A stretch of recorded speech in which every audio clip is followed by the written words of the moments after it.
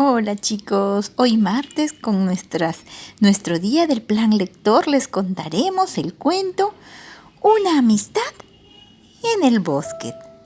En un lugar del bosque estaba una mantis religiosa, escondida entre las hojas de una flor, esperando qué comer. De pronto se aparece un colibrí, espada, riéndose le dice: ¿Quién eres tú? ¿Por qué tú estás escondida? ¿Estás rezando?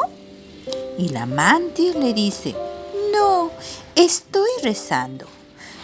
Y no te rías de mí.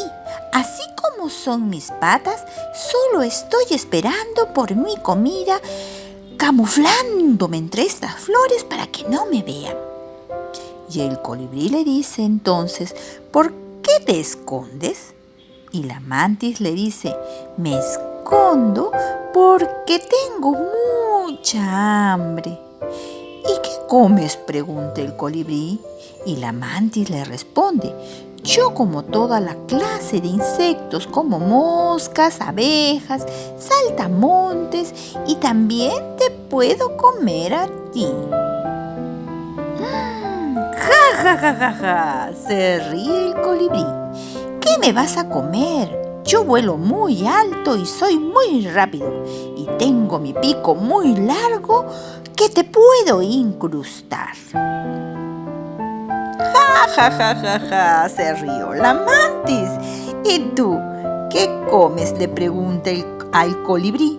Esta le responde: Yo me alimento con los néctares de las flores, que es muy, muy rico. Entonces el colibrí le dice a la mantis: Bueno, amiguita, fue un gusto conocerte. Te dejo. Me voy a seguir alimentándome, a volar de flor en flor. Cuídate mucho y te prometo que vuelvo a cruzar con esta mantis. Ya no me burlaré.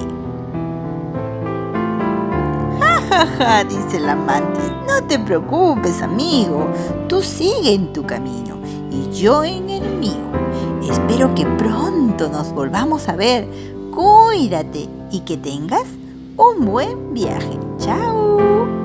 Y así cada uno continuó con su camino y colorín colorado, este cuento se acabó.